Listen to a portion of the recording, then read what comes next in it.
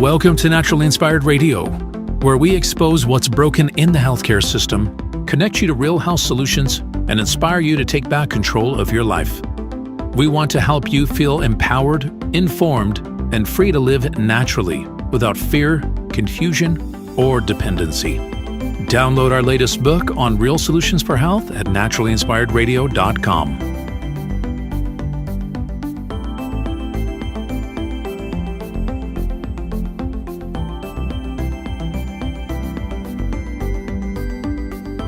Naturally Inspired Radio is a nationally syndicated show broadcast on over 100 radio stations, online platforms, video channels, and podcast feeds. Follow us on your favorite platform today, hit that like button, leave a comment, and engage in our special live stream chats, Monday through Friday, 3 p.m. to 5 p.m. Mountain Standard Time.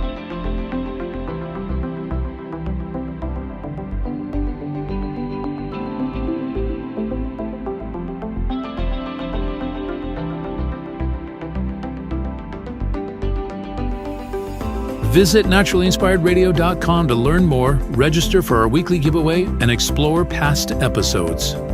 You can also connect directly with Tammy, follow her on all major social media platforms, and discover more about our featured guests and trusted radio partners.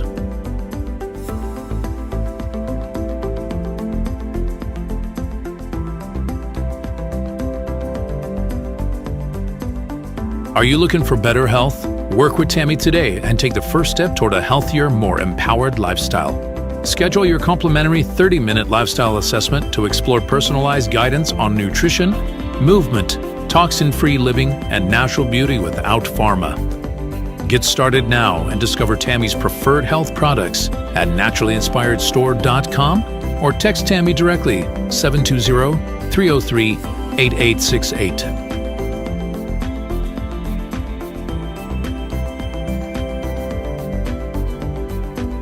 Love the show and want to support the movement? Head over to naturallyinspiredradio.com and click on the support tab. There you'll find all the ways you can get involved. Join our Naturally Inspired community, become a preferred customer, attend one of our amazing live events, get your backstage pass for exclusive access, and connect to all things naturally inspired. Thank you for tuning in today. Now sit back, relax, and enjoy the show. The notice said, amount billed $43,000 plus $43,000 for like an outpatient surgery. $43,000. Okay, that is, so it's kind of like, well, where did they come up with that number, folks? That is a made-up number. Whatever they have as they charge, so that's charge. So we have charges, and then we would have prices. What providers are paid. Okay, so the charge is $43,000. That is a completely fictitious number. When people say, oh, my husband went to the emergency room with chest pain, we got a bill for $150,000. That $150,000 is fake. It is a fake number that will never be paid by anybody except somebody who doesn't have insurance. So this $43,000, I got this $43,000 bill. The insurance company didn't pay it right away. So then I got a notice from the hospital saying, if your insurance company doesn't pay this right away, you're going to be responsible for that full $43,000. Now, what they didn't know was, they just sent that out. They didn't know that I knew exactly what their game was. And then I was a physician at that facility, right? Like, okay, dude. So when my insurance company paid, I got a notice, oh, here's what your insurance company paid. So the original charge, $43,000. Yep. What the insurance company paid, $4,100. Oh my. Less than 10% of the charge. And then the insurance company is telling me, you saved all this money. Right. No, I didn't. It was fake to begin with. This is fraud. This is an absolute fraud that nobody talks about. I have never heard a single speaker talk about this. Right? It's an absolute fraud. It's whatever you want to call it, racketeering, whatever. Mm-hmm. Why do you think that they have? Is there a couple of reasons why they have that big number for the charge? The big number for the charge, number one, in my opinion, is to scare the crap out of us. Scare the crap out of us so that we think that we could never do without insurance, right? Right. We could never not have insurance. Yeah. And doctors and providers will say, well, somebody might pay that amount. That's why it's so high, because some insurance company may pay that amount. Baloney. BS. That is not. Okay, now the second real reason I think that they have that big number for a charge is so when they have unreimbursed care where somebody doesn't have insurance and doesn't pay their bill, they can claim that they lost that much money. Dr. Vecchio is a retired physician who specialized in radiology with subspecialization in women's imaging, practicing since 1997. She became politically active after reading the legislation for Obamacare and began speaking publicly on healthcare policy with an emphasis on market-driven ideas for healthcare reform. Dr. Vecchio is currently a healthcare policy fellow for Centennial Institute and healthcare issues instructor for Leadership Program of the Rockies. She's been a regular guest on internet and radio shows about a number of topics, including, but not limited to, the Great Reset, the Constitution, public-private partnerships and NGOs, farming, political corruption, electromagnetic pulse, electric grid failure, and the central world banking system. She has been a surrogate speaker for a presidential campaign and has worked with multiple members of Congress and Senate over the years. She has worked with businesses, policy groups, campaigns, and government officials at the local, state, national, and international levels. In 2017, she was invited to the White House to participate in a healthcare roundtable with the Secretary of Health and Human Services. This is the Naturally Inspired Podcast with Dr. Jill Vecchio. Thank you so much for being a guest on the Naturally Inspired Podcast today. My feeling is that you feel like you need to do something about it because you are of strong moral character, and I appreciate that because I'm as flawed as anybody. We all are, but COVID has definitely showed us people's true colors. And one of the most egregious things I think I've talked about several times on the podcast and on Twitter and whatnot is how people have so flippantly mocked freedom. Absolutely. Definitely. I mean, we saw this really come forward with the trucker convoy in Canada. And that was that was shocking to me that people were able to mock freedom in the manner that they have been. So when I meet people like you who are willing to say, hey, I've done the research, I've got all these facts here, I want to tell people and share, it is just so refreshing. So thank you so much for what you've been doing. She's been traveling around the world. If you're just tuning in as an audience member, she's been traveling around the country, giving talks about things that are going on. And this isn't something Dr. Vecchio has started like just with COVID. She was on to this kind of work prior to COVID because things have been changing slowly in our country. And people need to know about it. So thank you so much for doing that work. I want our audience to get an opportunity to get to know you a little bit. So let's start with your interesting story. Where were you born? How were you raised? Tell us about it. Born in Northwest Iowa, farmer family. And we had like sheep and pigs and cows and stuff like that. And then moved to Kansas City, Missouri when I was really young. And grew up kind of in the suburbs of Kansas City. So went from farm to a bigger city, kind of standard, wonderful childhood. Spent a lot of time on the farm, on my grandparents' farm, working during the summers, which was a gift that for any kid, I mean, you have a homestead, right? Yes. And it's such a gift for a kid to grow up seeing all of that life and baby ducks being born and baby pigs. And, it's just really, it gives you a whole different outlook on life. Yeah. And the hard work that's necessary. So I was working on my grandpa's farm from the time I was 8. So I've always had a job. And then high school, the usual fun stuff, college. And then I was a fashion design and merchandising major in college, and then went into retail for a while, and then literally woke up one day and I swear God told me go to medical school. So So I said, okay. And I literally went down at breakfast, went down and got the yellow pages and looked up medical school. And I called the medical school here at University of Colorado. And I called them and I said, I'd like to apply to medical school, please. And this is how stupid I was. And they said, excuse me, have you taken the MCAT? I have no idea what that is. Is that something I need to do? Maybe you should come in and talk to somebody. So I did, and I had to do some prerequisite stuff and take the MCATs, and everything just fell into place so beautifully. Got into medical school and got to have some wonderful study partners. So it helped me get through it really well. And and then I went into OB-GYN residency, had a problem with my the joints in my wrists. So I had to stop doing deliveries and surgery, then changed over to radiology. Now, then did women's imaging, a fellowship in women's imaging, which is mostly breast, mostly mammography and breast cancer stuff. So as a radiologist, and also read CTs and MRIs and all the usual X-ray stuff. And it's been a spectacular career. I'm now relatively newly retired.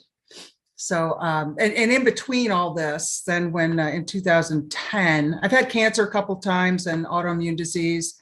And then when Obamacare came up, I was so tired of hearing polar opposite. You know, we hear polar opposite stories on the news about what's in this law.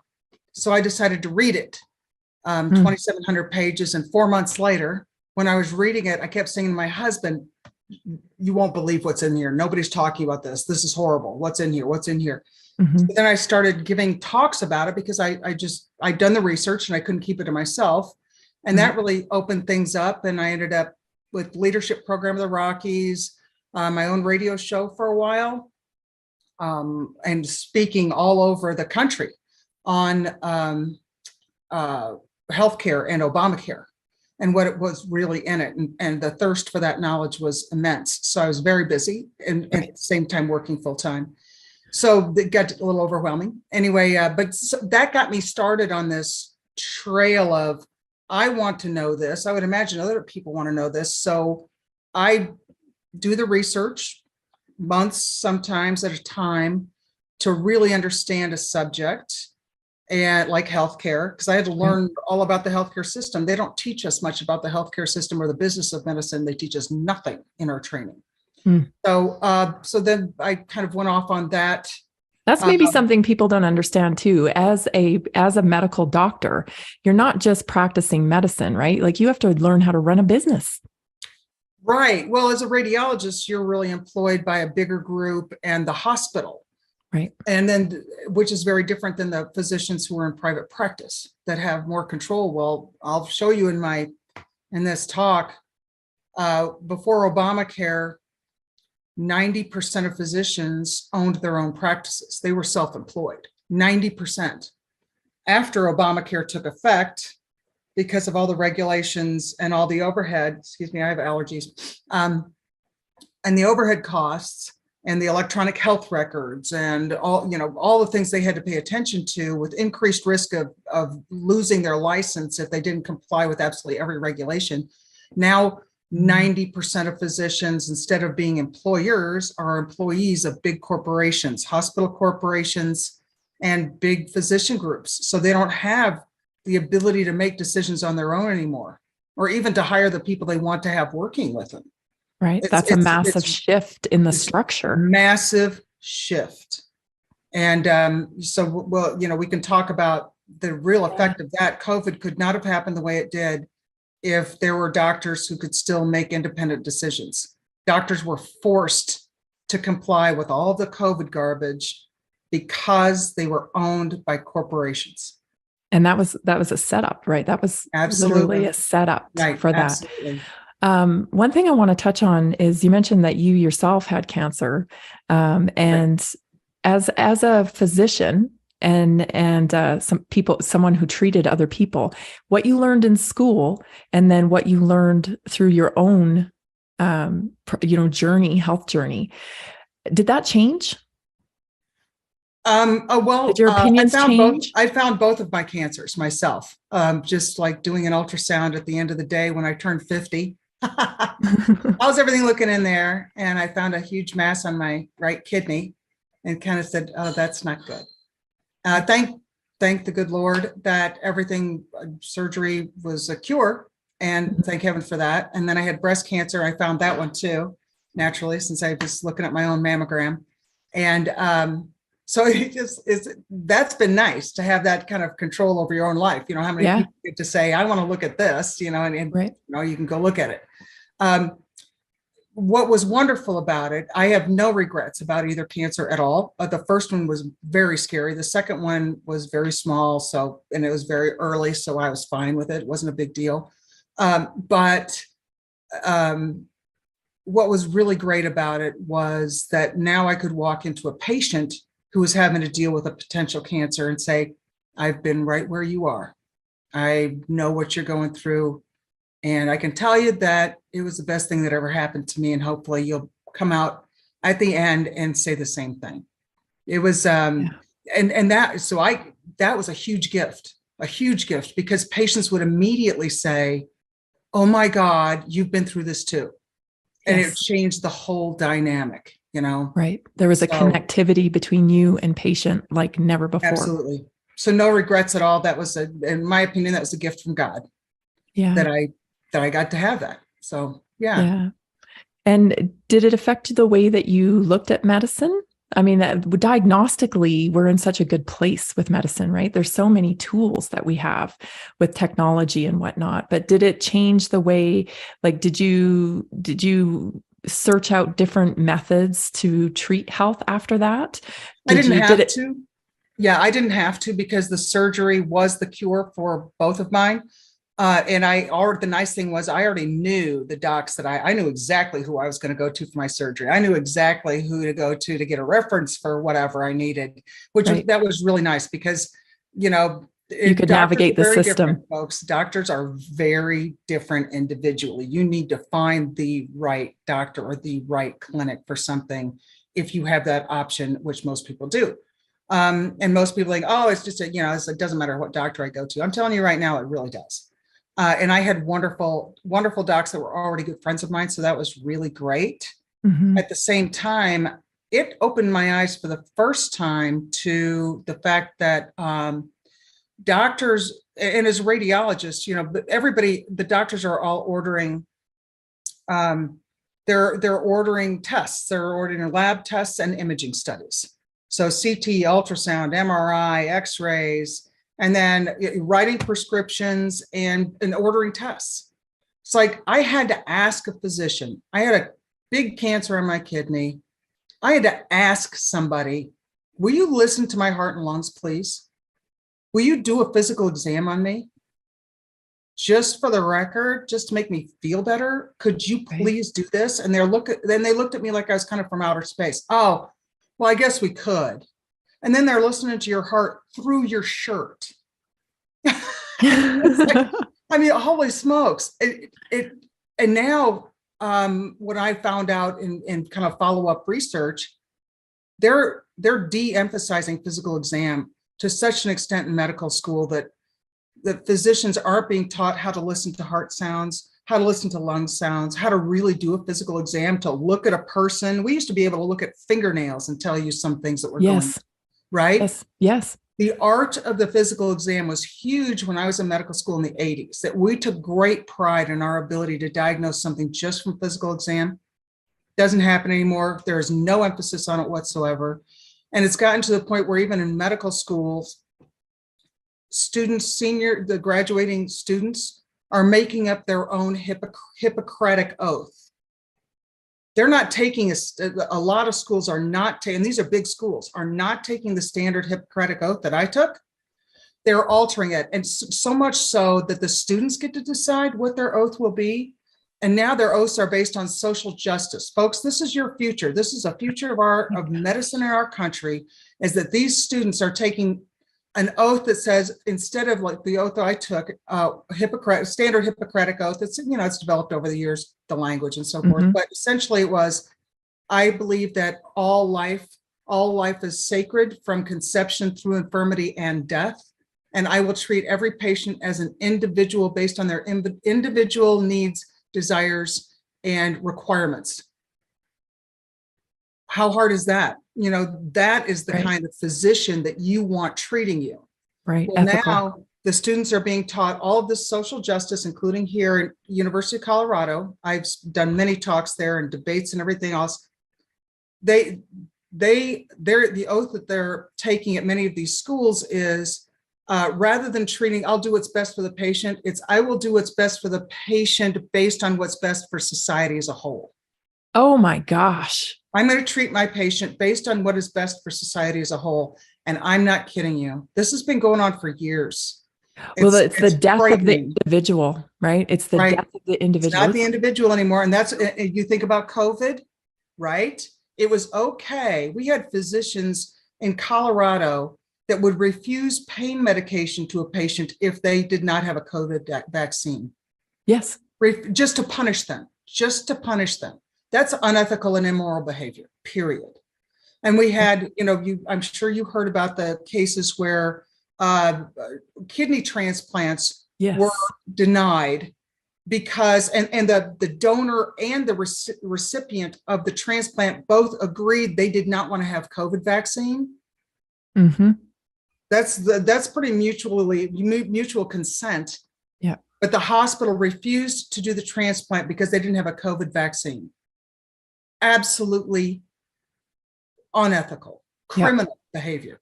Absolutely. This, what you're talking about reminds me of Yoel Noah Harari's statement about data, that you actually are not, it doesn't matter if you want to hold on to your data. You shouldn't be allowed to hold on to your data because it's a matter of the good, the good for all, the greater good, right? It's all about the greater good. Data, helps society move along. So you no longer have the right to privacy or the right to your own data. It needs to be shared because this is for the greater good of society. Well, it's funny how, the tech companies and the elites are benefiting from this data. Absolutely. Right? Well, and that's when Obamacare started the electronic health records, forced every physician to spend $30,000 to $70,000 in their practice to do this electronic health records. And then they had to spend hours and hours transferring all of their chart data, their paper data into the electronic health record. All that was for data collection and exposure of the patient. So when they said Patient Protection and Affordable Care Act, what it is the Patient Exposure and Unaffordable Care Act. So I call it PUCA. Fitting, very fitting. It's interesting that, I've interviewed hundreds of doctors now. And the one thing that I always ask them is when did you see a change in healthcare? And a very, a consensus that I get back from people is that when medicine became compartmentalized, when they started with specific specialties, it changed the way doctors assessed patients because it became about treating just your heart. It came about treating just your lungs, or, if you need an orthopedic surgeon for your knee, that became all about your knee. Doctors stopped looking at the body as a whole and forgot that medicine is an art. Yes, I would think that probably was a change.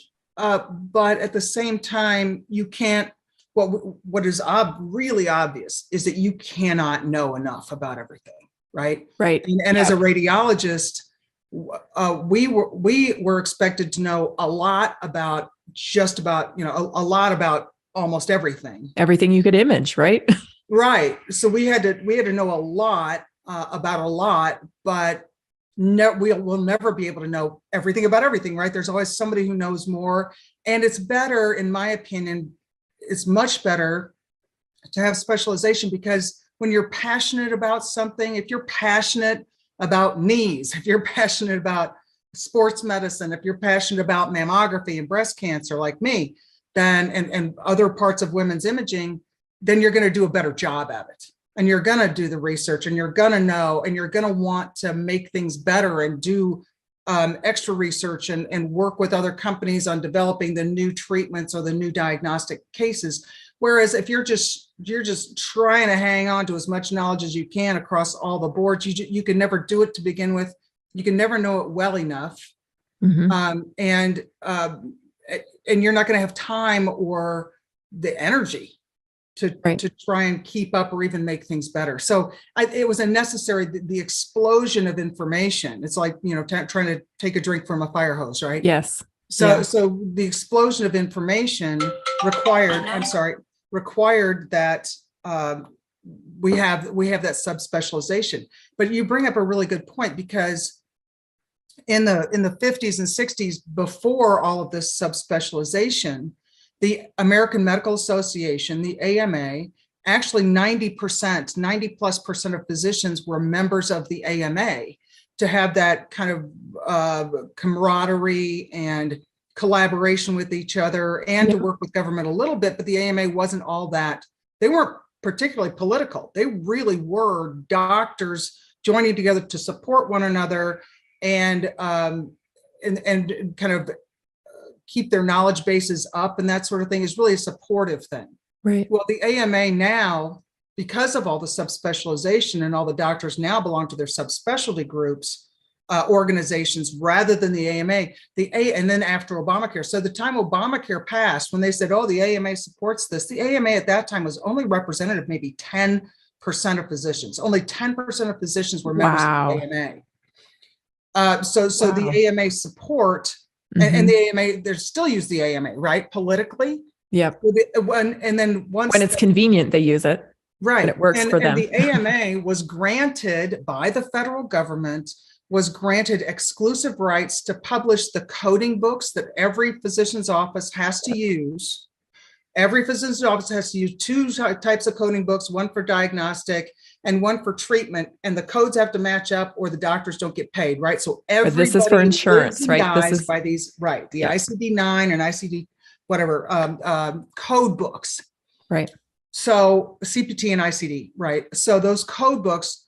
So the AMA at this point makes far more money from that exclusive right to publish and sell those books granted by the federal government. They make far more money from that than they do from their members. Only at this point, only about 4% of physicians are members of the AMA. 4%. To say the AMA represents physicians around the country is an absolute lie. So roughly how many specialty alphabets are there that people, we have pediatrics, obviously, Yeah, surgeons, radiology, anesthesiology. And those premiums are annual for every. Yes, usually, and it's not cheap. No. But usually your group will pay for it, or, it's an expense or whatever. A lot of doctors are dropping those memberships as well, because what are we getting for it? And it's a way to shove you into a box, right? Is because I can take this away from you, which is what we're seeing now with a lot of physicians. Right. I can take this sort of this membership away for you and devalue your worth in the marketplace. Right. But what they've done, it's very clever. You had to belong to like your county or your state medical society in order to get a certain good price on your medical malpractice insurance. Oh, tying it in that way as well. Right. So they're in bed together for that. Yep. Otherwise, why belong? You can't practice without what are they doing for me, right? Yeah. Wow. So I was forced to belong, and the minute I wasn't forced, I dropped it, because it's like, what are you doing for me? You're selling me out, and therefore forcing me to do stuff that I wouldn't agree to otherwise. And doctors are like, it's like herding cats. I tried, right? Yes. An organization. Yeah. And it was literally, it's herding cats. And you would think that, and no, the physicians don't want to be involved in politics. Oh, I'm above politics. Well, I'm sorry, but politics isn't above you, because they're really interested in you. They're really interested in controlling you. Health is a big part you better of the open control. your eyes and start getting involved in learning stuff. But they didn't even want to learn it. They don't even want to know what's going on. This is why I call it the medical mafia, because it operates like a mafia. It's extortion. You have to do this in order to be able to practice. And if you don't do this, you can't practice. And then they're constantly holding it over your head. Right. You do one little thing that doesn't step in line, and they can just yank your license. Right. I was just commenting on something about how, the new hallmark of a good physician is going to be an unlicensed one.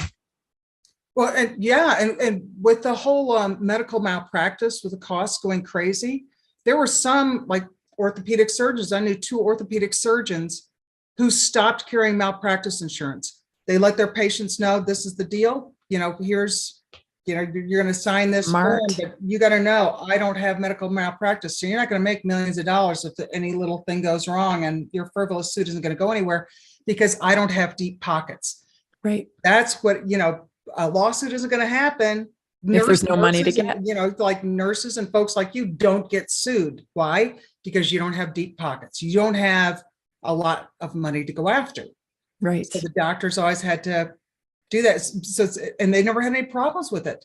But you think about, $40,000 a year right off the top before you've even paid rent or any of your workers. And not to mention your student That's a chunk debt. of money. Neurosurgeons were, I think, $150,000 a year just for malpractice insurance. Yeah. And OB-GYNs, neurosurgeons and OB-GYNs had the highest.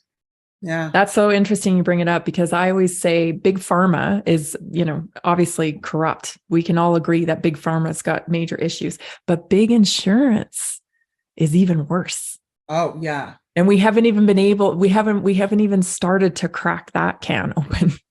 Well, the good thing is that a lot of these companies I've never had a problem working with them, and I've done some expert testimony kind of stuff for some of them.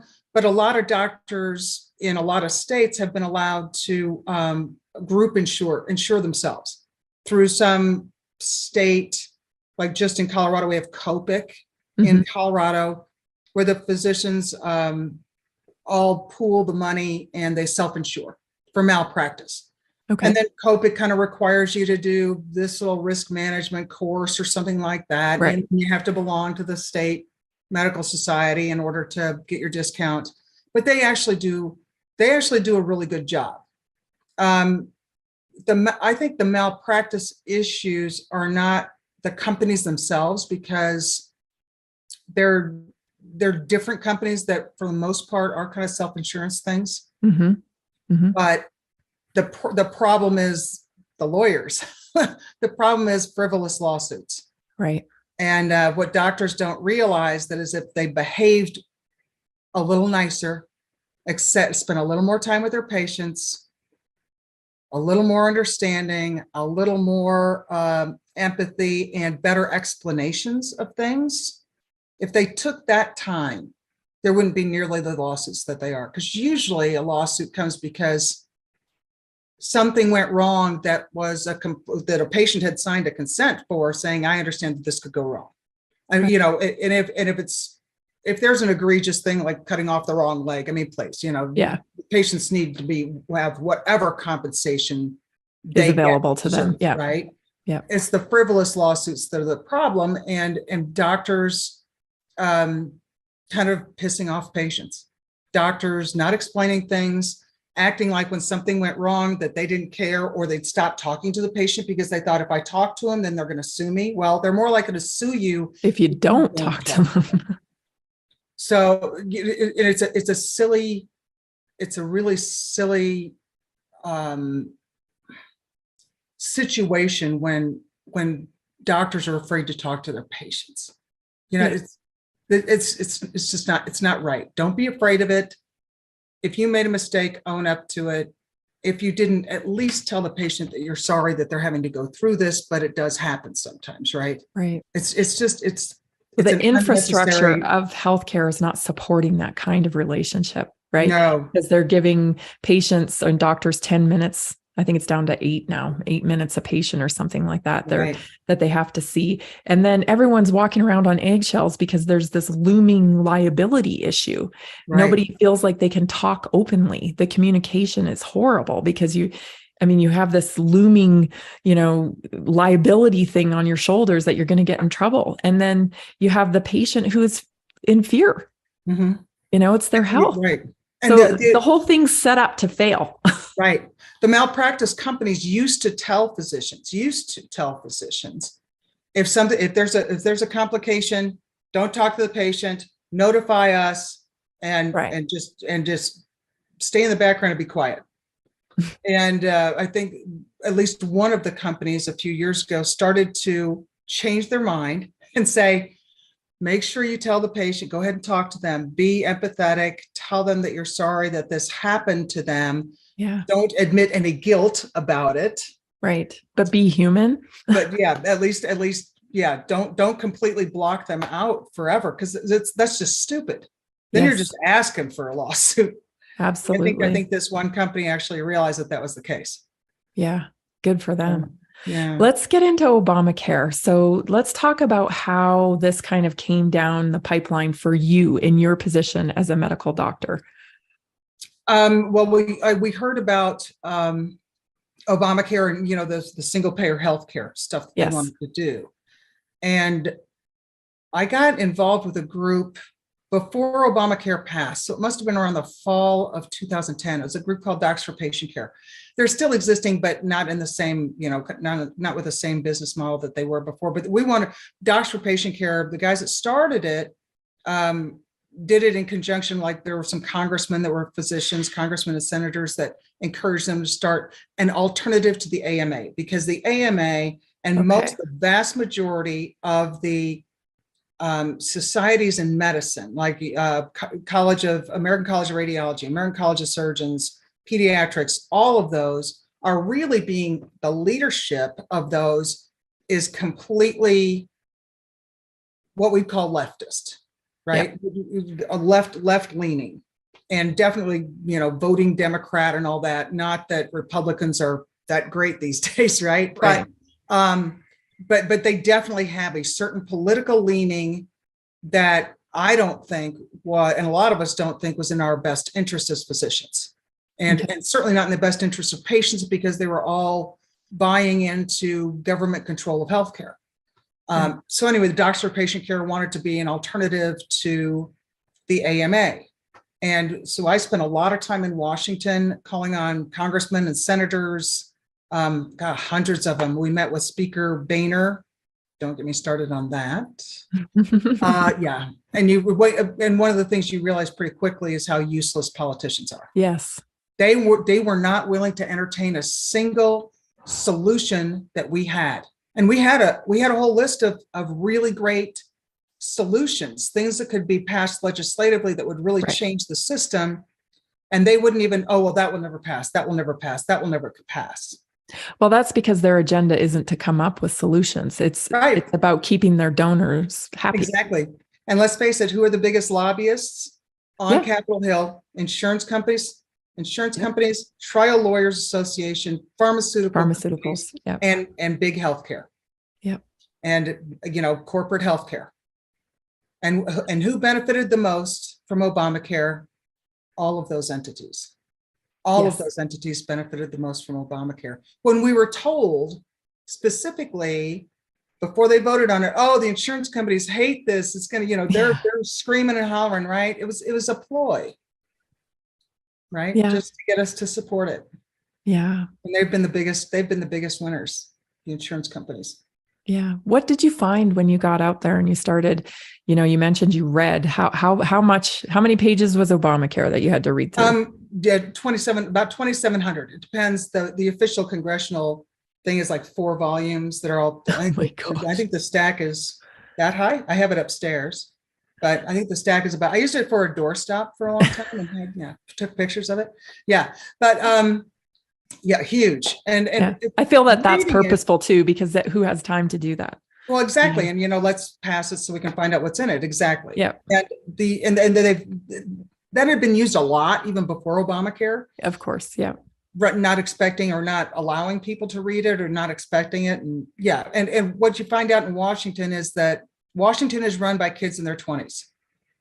Wow. Every congressman and senator has their legislative assistants. So legislative assistant for healthcare, for, I don't know, spending or whatever, for infrastructure, whatever.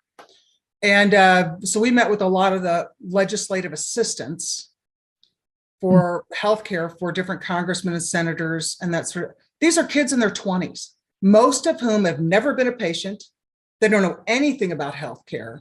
It was just like maybe their parents were big donors. Of course. Yeah. So, and those are those kids, a lot of short skirts and stilettos, which was kind of nauseating. I mean, really, you wanted to take a shower when you left Washington. But these kids don't know anything about what they're talking about. And the congressmen don't have time to look at everything because they're busy raising money. Yes. Right. So you don't get to meet with a congressman, and you certainly don't get to meet with Speaker Boehner or the leadership without writing a big check. Period. It is. I had eye-opening moment when I watched, I think it was Matt Gates's documentary called The Swamp. I had no idea how much time they spend on the phone fundraising and how they have to go across the street because they can't do it inside of. I had no idea about all that stuff. That was an eye-opening documentary to realize it's like what you're describing right now is exactly what he depicted in that documentary. Right. And most of them they're nowhere near the Senate, the congressional floor for hearings or speeches and stuff. Right. They don't show you the rest of the gallery because it's empty. You know, they go down and they'll have a little video of Mitch McConnell or Kevin McCarthy giving some speech in a microphone, but they don't dare pan out to see who's actually listening to that. Because there's nobody there. C-SPAN, but nobody's there because they're all fundraising or meeting with fundraisers or meeting with donors. That's how you get access. Otherwise, you don't get access. It's all like a bad movie. It's all like more and more. I feel like every day it's House of Cards in real life. Oh, it is. House of Cards was absolutely 100%. Yeah. And the dirty politics that go on, the threats, the intimidation, the compromise, right? Compromising, putting people in compromising positions after a few cocktails, whatever. You know, it's all the dirtiest game. When Peter Schweitzer, you know, you're familiar with him when he talks about all of the he's written a couple of books on kind of finance, the money games in Washington. It's fascinating. Peter Schweitzer does great stuff. You should have him on if you haven't already, because he's incredible. And he'll talk about the kind of legislation that they purposely will propose legislation to pit one industry against another so that they'll get donations from both industries. It's called a double milker bill. Or they'll pass they'll threaten to pass some piece of legislation that might put some industry like big tech or something, up against the wall and make them, it could be very expensive for them or make it more difficult for them to do their job or conduct business. So they get big donations from all these tech companies to not pass this legislation, right? So they purposely propose stuff, not because they want it to pass, because they need money, just so they can blackmail people. It's blackmail. Yeah, it is definitely. Yeah, it's amazing. And you can't be powerful. You can't be a powerful congressman or senator unless you raise a certain amount of money for the party. None of your legislation will make it to committee if you don't raise enough money. You'll never get on the committee you want. All the chairmanships are based on fundraising. Everything in Washington is based on money. It's always follow the money, right? Absolutely. We've learned that more now than ever, having gone through COVID. Right. Yeah. What were some things in Obamacare that really stood out to you that you were wanting to talk about to physicians and the public alike, that you thought, hey, people like this? Because when I started hearing some of the stuff that was, happening, because it was a huge document, obviously, like you said, let's pass it so we can find out how it's going to work. You can keep your doctor, right? Remember that? Right. And that was a huge, and there were 159 new agencies and committees and oversight things, 159 new entities. And when the Congressional Budget Office, every time a piece of legislation is passed or proposed, the Congressional Budget Office, the CBO, is supposed to go through the legislation and say, okay, this paragraph is going to cost us this much money. This provision is going to cost us this much money. For that 159 new entities in Obamacare, the Congressional Budget Office didn't have enough information to give it a score of how much money it was going to cost. So they put down 0. So all the money that they told us, the cost of Obamacare, That was a fraction, just not even close. It was so inaccurate.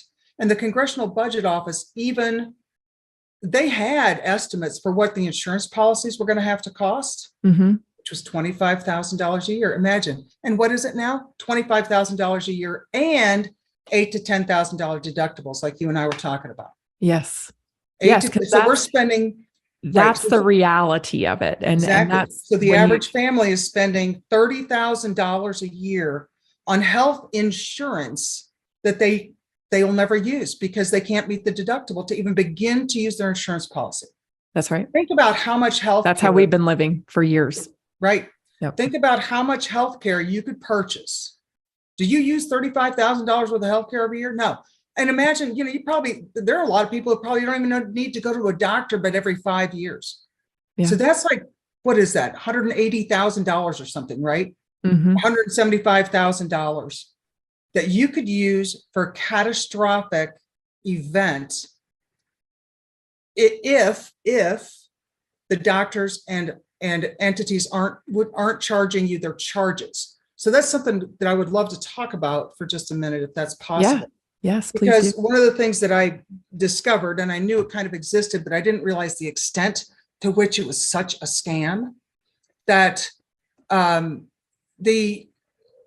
would love to pull up a slide if I could. Yeah. I don't know if I can do screen share. Anyway, it doesn't, but I had a surgery. Let me just go through it like this. Okay. I had a surgery, and you keep getting these notices. It says, this is not a bill. This is not a bill, right? And it's kind of like, think of how much money is spent just sending all those things out to everybody. Why don't you just send one out to me, and then when it's time for it to be a bill, then send me that, right? Right. I'm sure that's one of the paragraphs in that legislation, that they have to notify you what's being paid by your insurance company. So they have to right? There's some kind of red tape there. Yeah. Yes, I'm aware of those types of notices. Right. So the notice said amount billed $43,000 plus. $43,000 for like an outpatient surgery. $43,000. Okay. So it's kind of like, well, where did they come up with that number? Folks, that is a made up number. Whatever they have as they charge. So that's charge. So we have charges, and then we would have prices. What providers are paid. Okay. So the charge is $43,000. That is a completely fictitious number. When people say, oh, my husband went to the emergency room with chest pain, we got a bill for $150,000. That $150,000 is fake. It is a fake number that will never be paid by anybody except somebody who doesn't have insurance. So this $43,000, I got this $43,000 bill. The insurance company didn't pay it right away. So then I got a notice from the hospital saying, if your insurance company doesn't pay this right away, you're going to be responsible for that full $43,000. Now, what they didn't know was, they just sent that out. They didn't know that I knew exactly what their game was. And then I was a physician at that facility, right? Like, okay, dude. So when my insurance company paid, I got a notice, oh, here's what your insurance company paid. So the original charge, $43,000. Yep. What the insurance company paid, $4,100. Oh my. Less than 10% of the charge. And then the insurance company is telling me, you saved all this money. Right. No, I didn't. It was fake to begin with. This is fraud. This is an absolute fraud that nobody talks about. I have never heard a single speaker talk about this, right? It's an absolute fraud. It's whatever you want to call it, racketeering, whatever. Mm-hmm. Why do you think that they have? There are a couple of reasons why they have that big number for the charge. The big number for the charge, number one, in my opinion, is to scare the crap out of us. Scare the crap out of us so that we think that we could never do without insurance, right? Right. We could never not have insurance. Yeah. And doctors and providers will say, well, somebody might pay that amount. That's why it's so high. Because some insurance company may pay that amount. Baloney. BS. Mm-hmm. That is not. Okay, now the second real reason I think that they have that big number for a charge is so when they have unreimbursed care where somebody doesn't have insurance and doesn't pay their bill, they can claim that they lost that much money. Oh, yeah. Then it becomes a write-off for them. Right? We gave this much in charitable care. No, you didn't. You gave 41. You didn't give $43,000 in charitable care. You gave $4,100. They can also sell the debt to collections. Now I don't know about that part. I don't know how they do that. Well, they're going to claim the $43,000. Yeah, it'll be bad debt, right? Yeah. There's collections we don't companies. call it bad debt necessarily as unreimbursed care. Right. So it's the same thing. There are companies that, financial companies, that recovery companies that go out and try to recover debt. So they pay pennies on the dollar for the debt. And then they send their bulldogs out to collect whatever they possibly can. Right. Yeah. Right. Yeah. Exactly. Yeah. And then that 4,100. So think about this. So we're spending, I think, we're spending let's say $30,000 a year for insurance that we're not going to be able to use because of the high deductibles and the ridiculous premiums. Yep. If you weren't given that charge, if you didn't have to pay that charge, if you only had to pay the amount, let's just even say the amount that the provider gets reimbursed, like the $4,100. Yeah. You could pay that yourself. Absolutely. If you were able to save $35,000 or $30,000 a year, you could pay that in cash.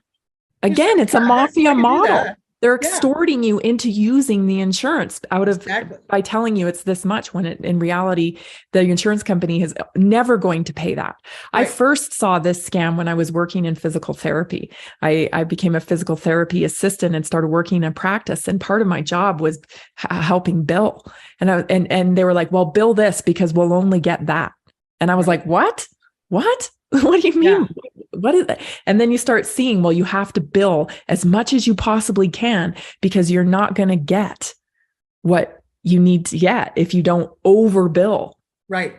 Or it's to make up for the people that aren't going to pay their bill. It's to make up for the people that don't have insurance. So we have to stick it to everybody and scare the hell out of everybody just to have it's all a joke. It's all an absolute joke.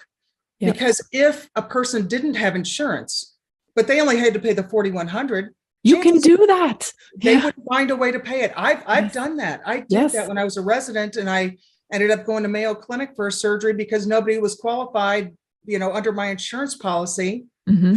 They hadn't, to do the surgery I needed. Yep. So I made a deal with Mayo Clinic and said, I want total control over what's billed, and let's work out a deal. Mm-hmm. And I did, and I paid it. Yep. If they'd given me some ridiculous charge routine, then it's overwhelming to try and pay that back. Yeah. Why are you trying? Plus, honestly, if we're going to pay cash for it, it should be a whole lot cheaper. We should get an extra 10 or 20% discount because we're saving the insurance company all that money for all these mailings, all the billings, all the hassle of billing and coding. If we just said, here, you know what? I'll pay for my surgery ahead of time before I walk in the door. I'll walk in the door. I'll pay for my surgery. And gosh, their cash flow is great. Cash flow is wonderful. They don't have to worry about collections because you don't get the service unless you pay for it. Right. That's right. I mean, why is it so much different than your car insurance? Right. Right. Why don't we just have a catastrophic policy, a policy that will cover cancers, major accidents, things like that. So you get the catastrophic policy, and literally I've heard those can be as little as $50 a month. Mm-hmm. Because what are the odds, right? What are the odds of this catastrophic event happening to you? Especially when you're young. $50 to $100 per person or something in your family. Mm-hmm. And then you're able to save a ton of money in an HSA. Mm-hmm. And you could help pay for somebody else's medical expenses. You could have a church or a charity that could have HSA, right? A church could have an HSA account only used for medical expenses for any of their, somebody who comes to them in the church or without, right? Somewhere else, or some charity. For crying out loud, we're really giving people.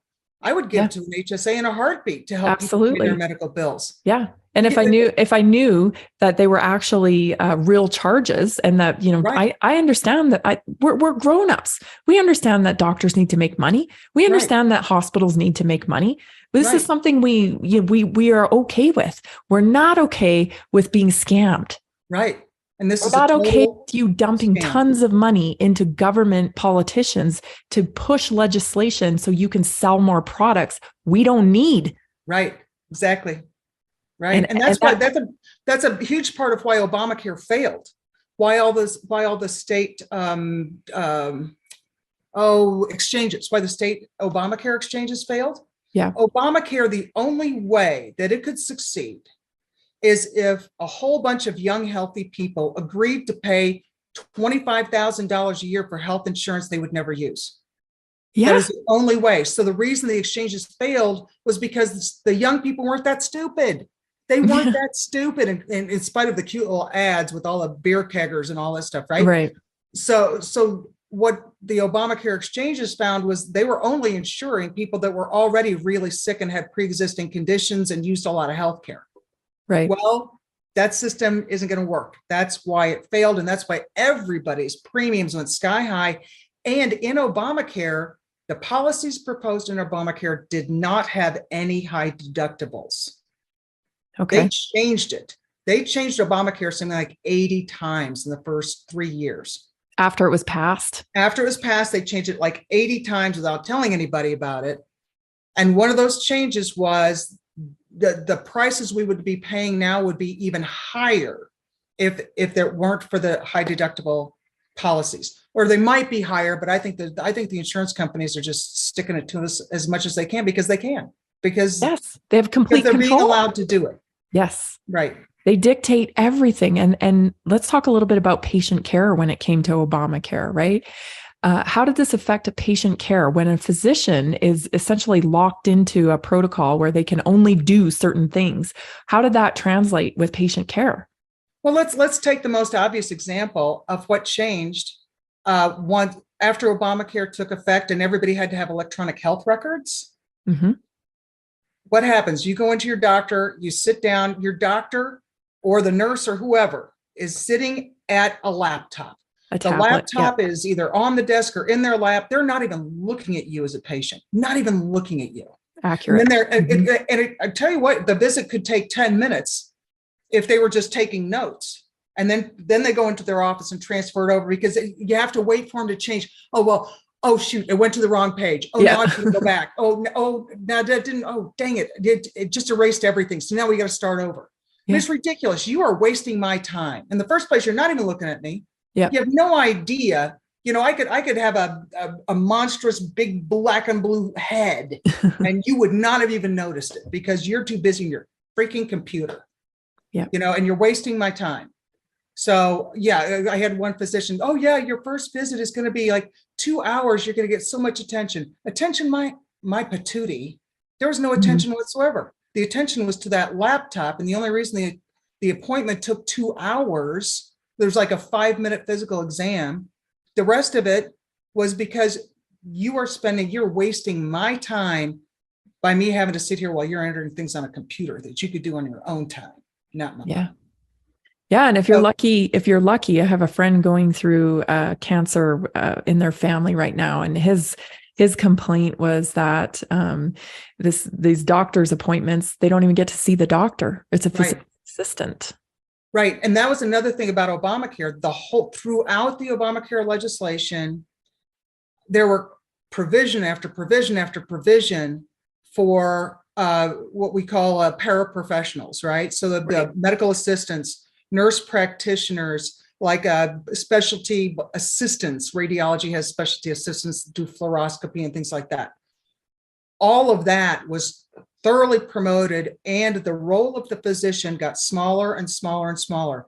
The importance of the patient went away. In Obamacare, there was something like, God, I can't remember the number, so I'm not going to say it.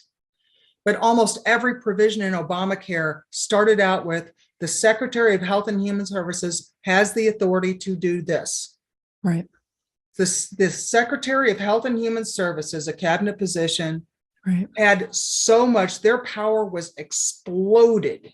The Secretary of HHS was the center of the universe in Obamacare. The patient was a tiny little dot. There's a great poster that has all of these little connections and little circles and everything about that in Obamacare. Mm-hmm. This monster poster And the patient is a tiny little dot that you can hardly even find. And the physician is completely away from the patient in another tiny dot over here.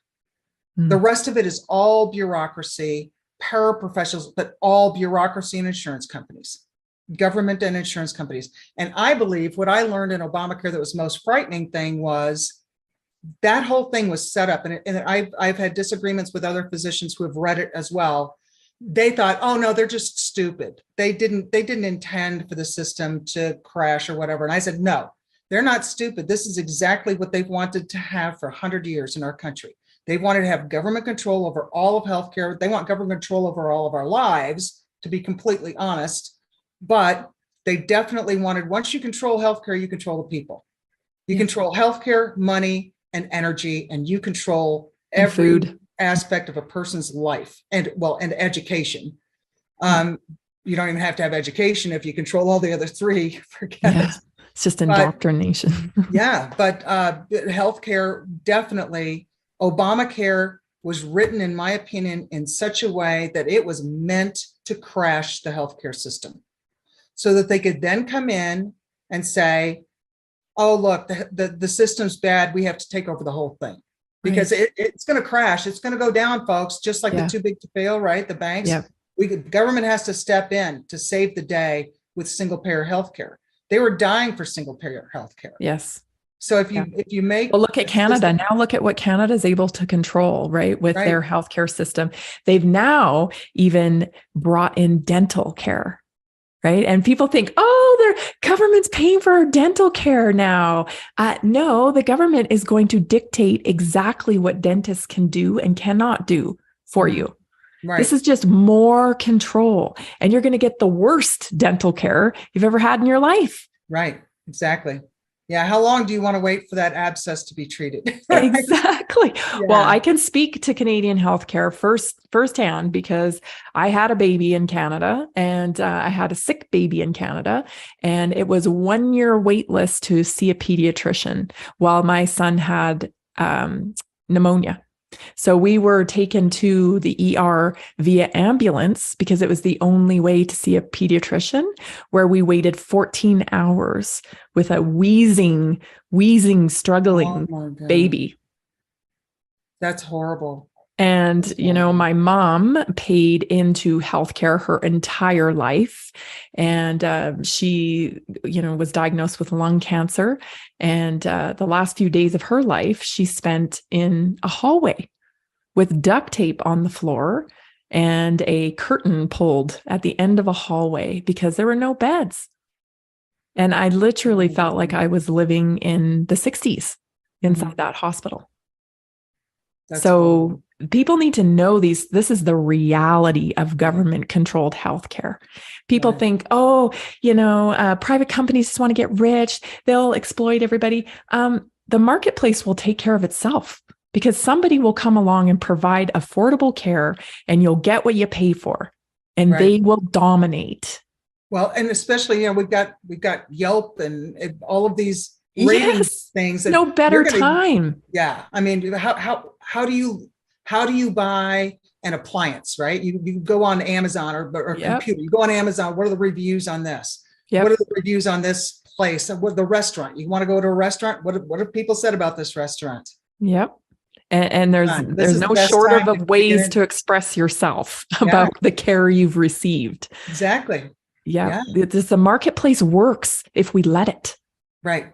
Well, and you know, free market healthcare failed. We haven't had free market in healthcare since Medicare passed in 1965.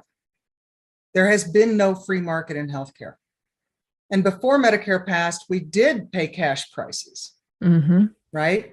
And doctors were allowed to give free care. Doctors aren't allowed to give free care most of the time, especially now since most of them are owned by corporations. Those corporations, you know, if I had a patient who really needed a breast ultrasound, but she didn't have any money to pay for it, I could go to the hospital administration and say, can we just give this to her for free? Absolutely not. Absolutely not. Never. And it used to be that you couldn't give free care to a Medicare patient. Well, I think it's still the case.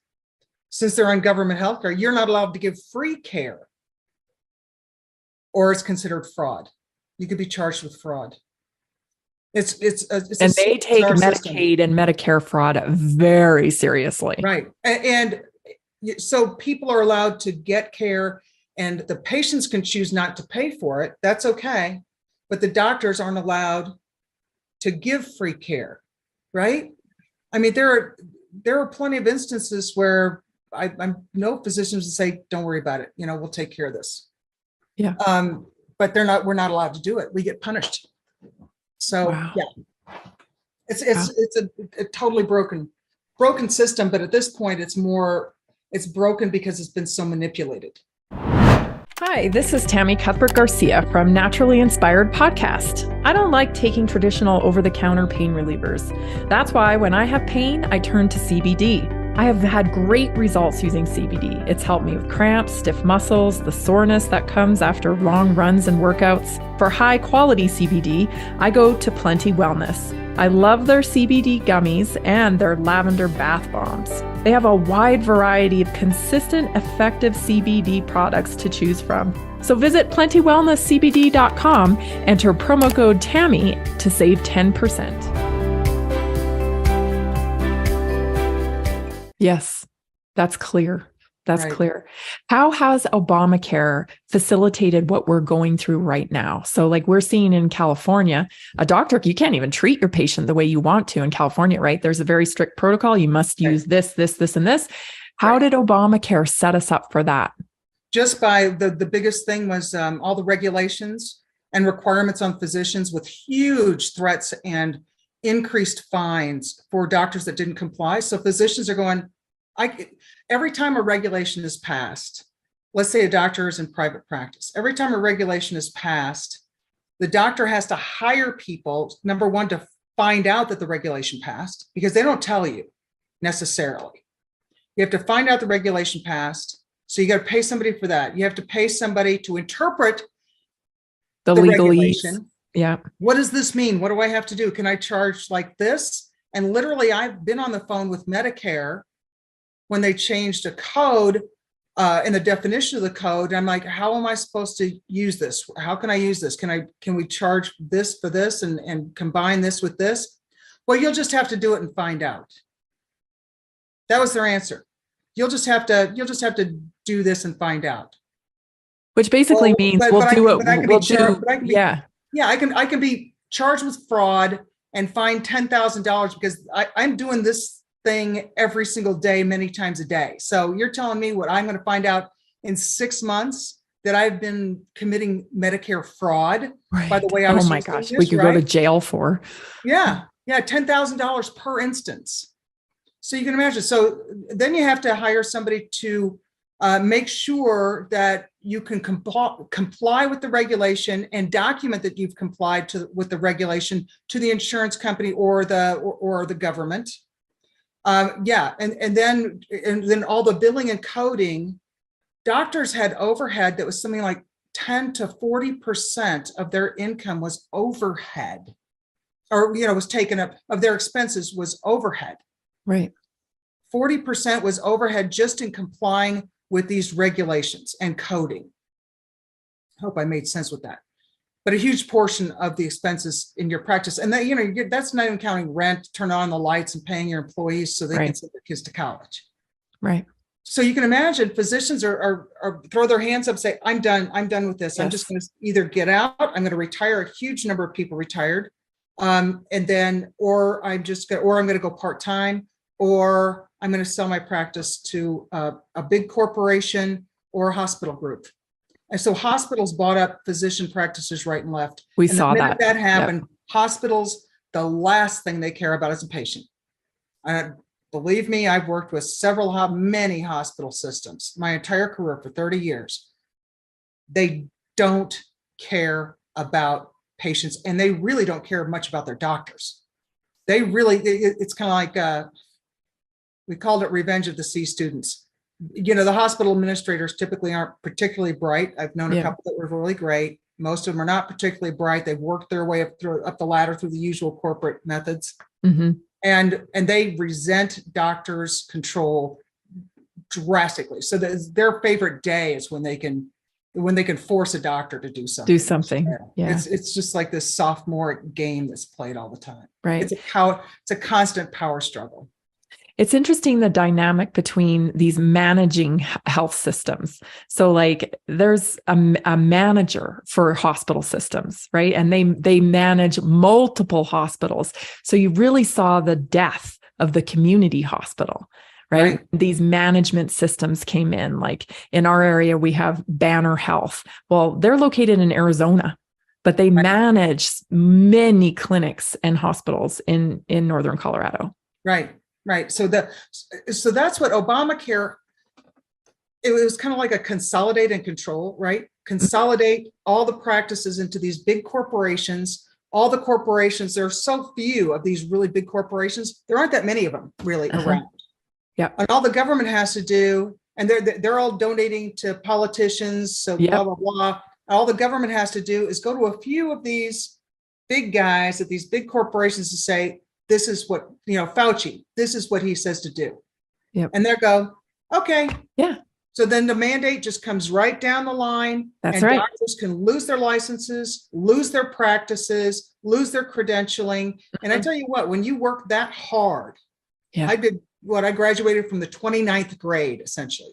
17 years of training, schooling and training beyond high school. An investment. It's 17 money. more years. A lot of money. Hundreds of thousands of dollars. Yep. And your whole life is poured into this thing, and you're really hopefully doing really good work, and you're really of value to patients, and they just act like they could just take it all away in a heartbeat. And what you described right there is the answer to why everybody who says, how would so many people be in on this? How could this have to be? They didn't have to be. No, very small number of people. And folks, that's another thing. It's kind of like I do talks on the Great Reset. Yeah. And I've had people say, how could this few people in the World Economic Forum and blah, blah, blah, do all this, have all this power and control? Okay, well, number one, they're insanely powerful, have a ton of money.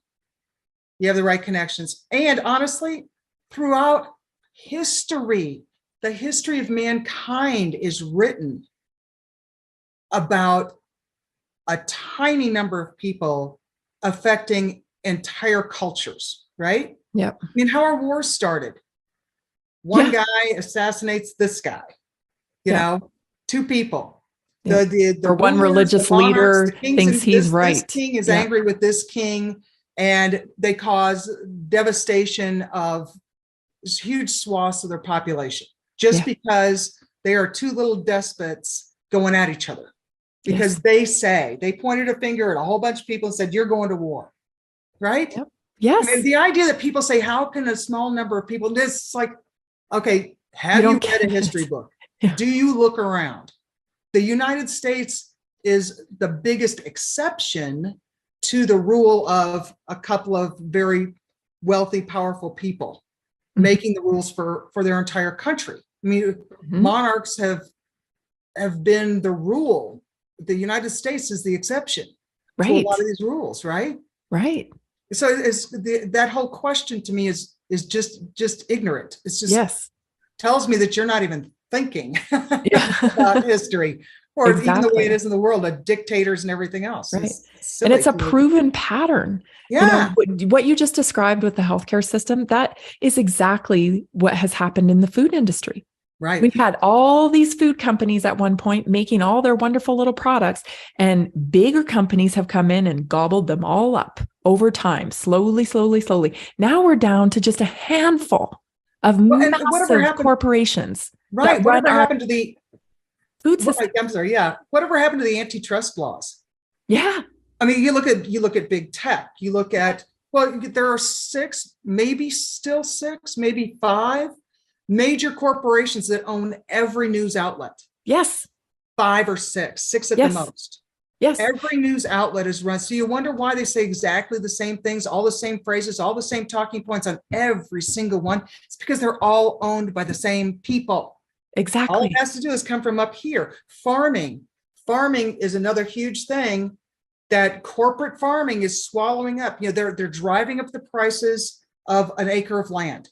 Yep. They're making more regulations, making it more and more difficult for livestock farmers. Yep. We just had a new bill here in Colorado, pertaining to chickens, how you can keep them.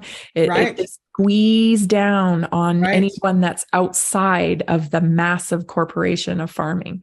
Right. Yep. And all these big corporations, they're the ones that are polluting. If there's anybody polluting water or, and air pollution and the methane and stuff it's the big corporate operations. That's right. The industrialized monsters. Yes. It's not the small farmers. But it's the small farmers that are getting cracked down on, because this is a source of food to your community. You are giving people the alternative to step outside the system. How dare you do that? Right. And it's, again, a mafia type mentality. Use us or else. Right. And then you get these big corporate farms and like the poultry operations. They have one fire, like hundreds of thousands of chickens or turkeys are annihilated. Destroyed. Right. Or you have avian flu, like we had avian flu this past year. Yeah. Avian flu in Indiana. All it has to do is affect one huge corporate poultry operation, one bird, and the whole thing has to be wiped out. Yes.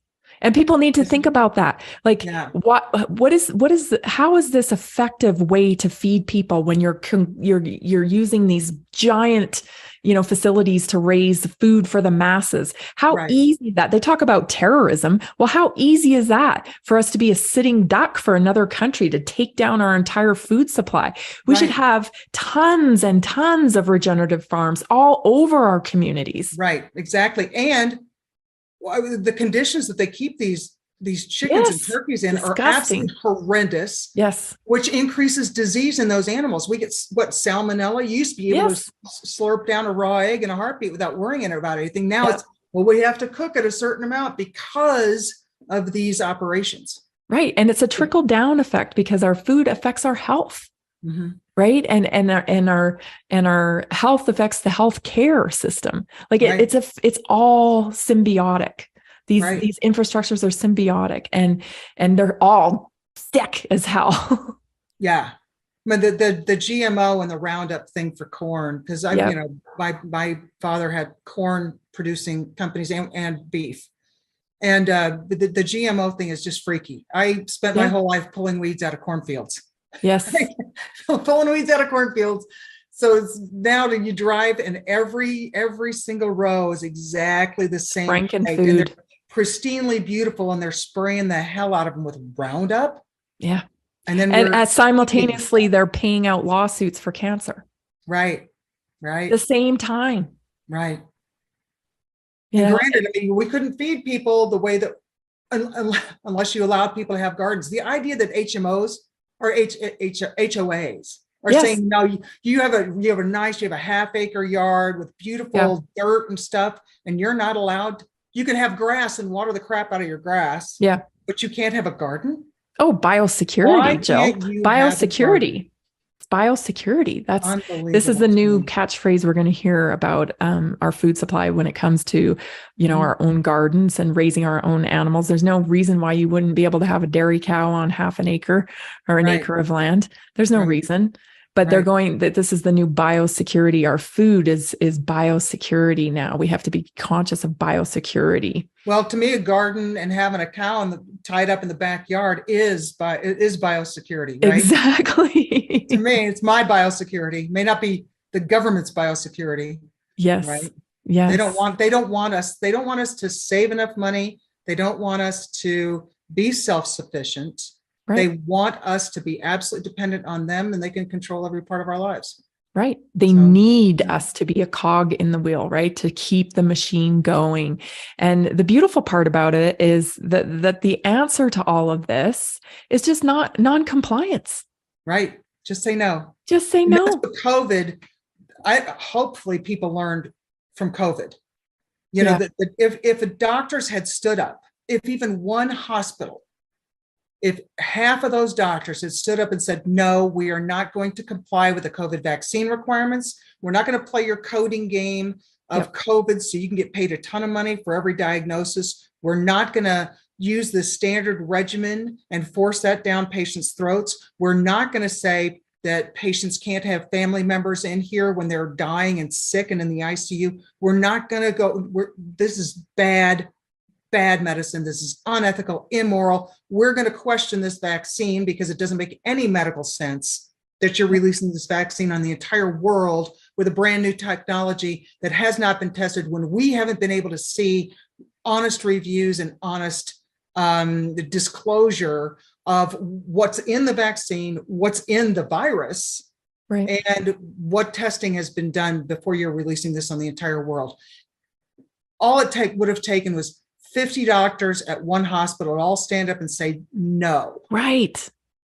The Right. reason we don't have vaccine passports now is because 30% of us had the guts to say, no, I'm not having it. I'm not doing it.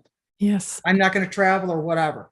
Have Yes. enough flight attendants, enough military say no, Yep. we're not doing it. So they had to step back and make a new plan. Believe me, and you want to talk about what we learned from COVID, we're going to have to put into practice when it's talking about central bank digital currency and digital IDs. Yes. Because those digital IDs are going to have all your medical information on them too. They're going to have everything. They're going to have every Everything. text, every email, Everything. every bank And they're going to be account. right. And they're going to be programmable so that your information can be changed by That's right. somebody potentially. And then, then look out. And or it could be deleted. And then you will no longer exist because your digital ID, because you don't exist unless your digital ID exists. I mean, that kind of ridiculous stuff. You won't be able to transact any business without your digital ID and your CBDCs, your central bank digital currency. So anyway, I have a talk on that too, right? Yeah. Yeah. Well, it's a very real thing that's coming down the pipeline quickly. And again, we're dealing with people who fail to see the complexity of the system. And, I've already seen tweets and people say things like, we already have digital money. We already do digital banking. This is already here. I heard the exact same thing when with the vaccine passport, when they rolled the vaccine passport out in Canada, people were like, oh, you're ridiculous. You already have a vaccine passport. And they show this little card that you had when you were a baby, right? Like the disconnect and the lack of understanding about technology and where this is actually at is mind-blowing to me. Well, and just it's the brilliantly incremental nature that they have introduced and kind of brainwashed us and groomed us. They have groomed us over decades to just accept this and this and this and this. The difference with our transactions are digitized, computerized, right? Our transactions are, but I can still take a dollar bill or a piece of gold or silver or something of value and transact with you without anybody else interfering. Right. With the CBDCs, that will no longer be possible. And you may go in to buy your groceries one week and they say, you know what, we kind of think you bought enough groceries last week, so we're not gonna approve that transaction. Or you misbehaved, you spoke out against this system, so we're gonna freeze your account, just like the Canadian truckers. Now try and live. Now try and live because you were naughty. Yes. And I feel that society has already been groomed to support this kind of behavior. I live in the country, right? So I go in and do my shopping. I buy a lot of stuff. I have a 19-year-old boy in my house that trains athletically. Like he is an empty bucket that I'm constantly filling. So when I go do my grocery shopping, I buy a lot of stuff because I don't run to the store all the time. And there is not one time in the last 2 years where someone hasn't commented on the amount of food I'm buying. So it's either the person that is checking me out that makes comments like, wow, I've never seen an order this big. Or, wow, did you get everything you needed? Yeah. Or somebody has stopped me in the store and asked me why I'm buying so much. Seriously? Yes. Because when COVID came, it was, don't be a hoarder. Don't rush out and buy paper towels. Don't rush out and buy all the stuff. It's like, well, I'm only here, once every 2.5, 3 weeks, and I have a family to feed. And is it any of their business? Is it any of their business? But this is what COVID has done. It has given people permission to say things to you that they would never have said to you prior. Right.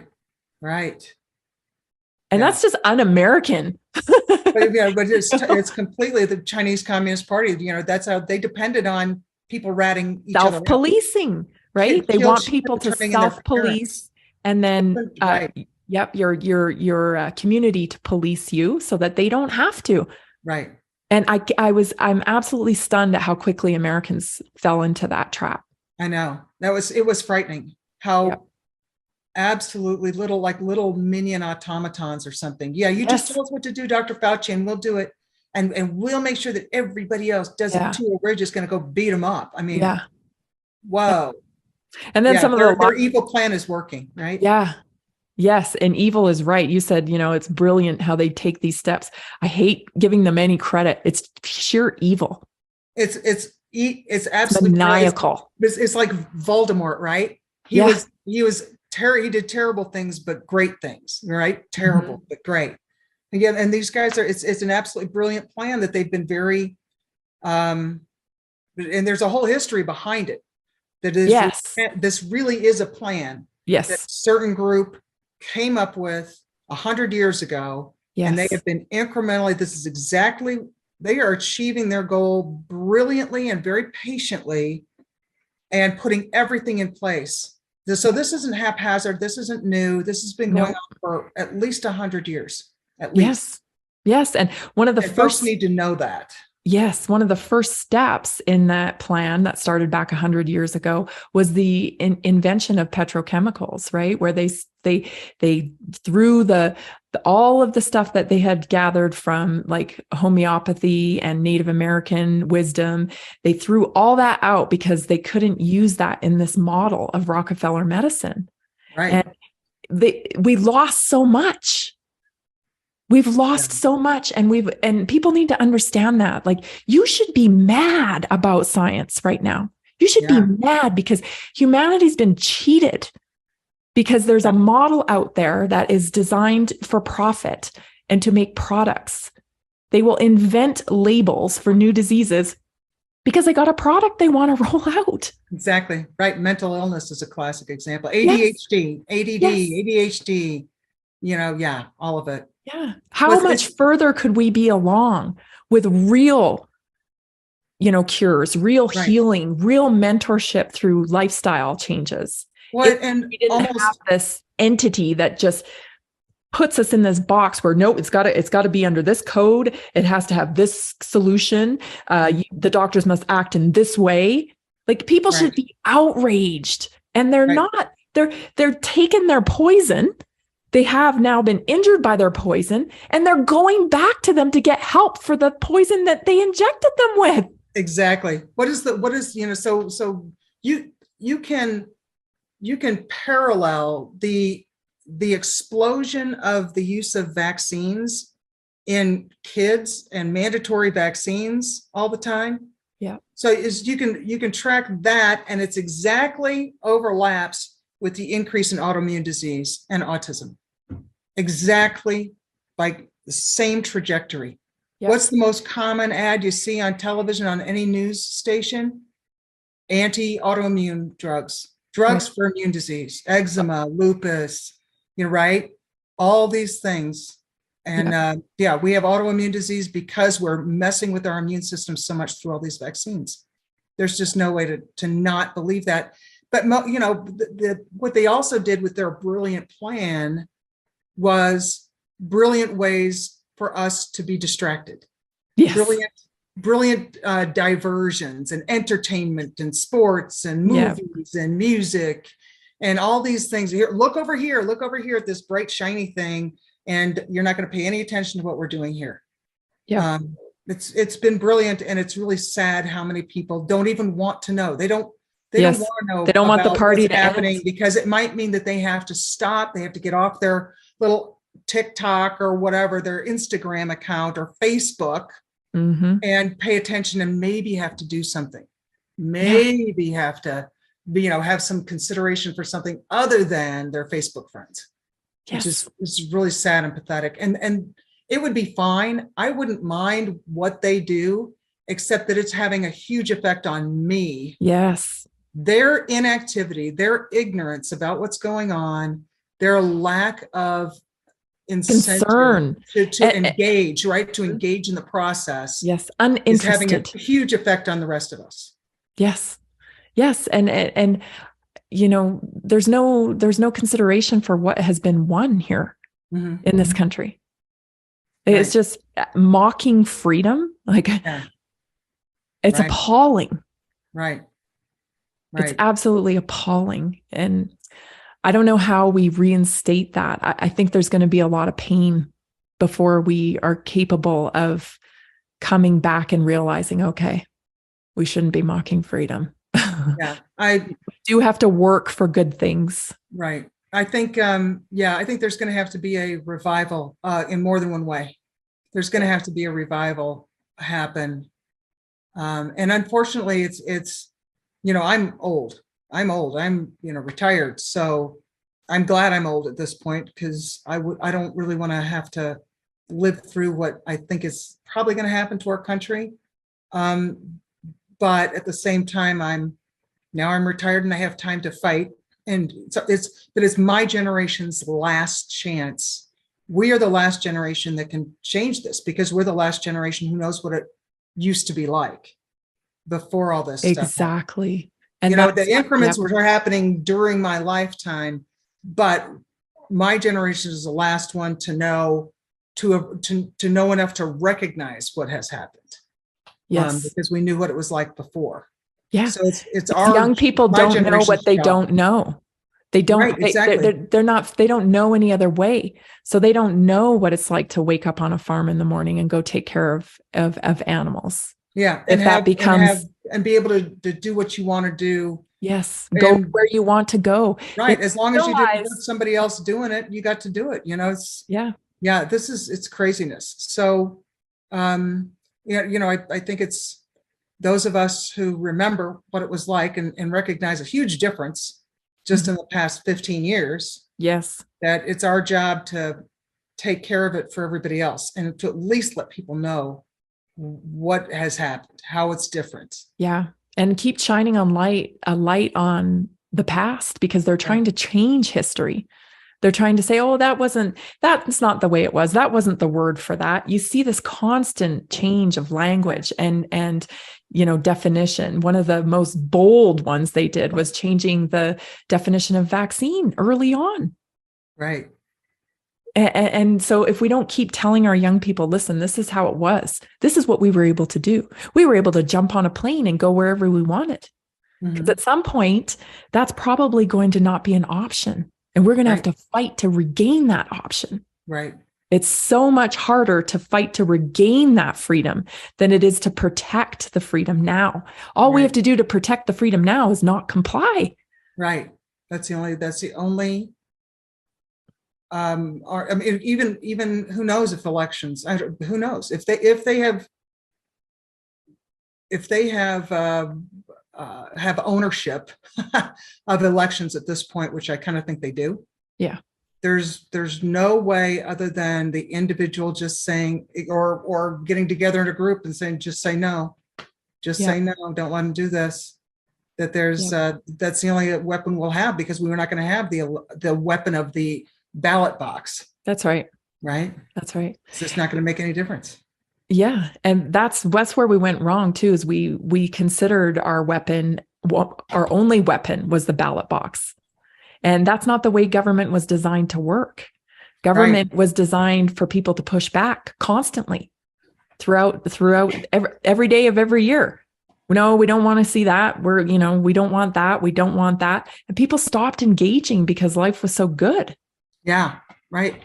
And our founding fathers said, this republic, this constitution is only going to work as long as the average citizen stays engaged and makes sure that honest and worthy people are elected to office. And we totally dropped that ball. Yes. Dropped that ball, 100 years ago. Yeah. Well, and now people, they fill their time with club volleyball and ushering kids to and from sports and going, and that's all great, but you also got to keep this thing going. Right. You know? Right. Otherwise, you're not going to have the volleyball and Right. the baseball. Right. But sometimes they have to Learn the see the hard way. results before they'll even believe that something like that could happen. And that's when it's sad, because then it's too late. Yeah. Yeah. Well, I think that's unfortunately coming, and there's going I to do be too. some big pain before things get better. I agree. Yeah. Thank you so much for being with me today. It was Thank you. eye-opening talk, and I'm just so grateful you're out there doing this kind of work. Good. Thanks. Well, you and I both, right? We're out there. We're just, blabbing away. Yeah. It's going to be hard to shut us up. Exactly. Thank you. And thank you for being a guest on the Naturally Inspired podcast today. Thank you, and take care. You too. If the Naturally Inspired movement makes sense to you, let's do this together and transform the medical model and help people take charge of their health. Learn more about how you can join the Naturally Inspired movement by going to naturallyinspiredadvocate.com or call me at 970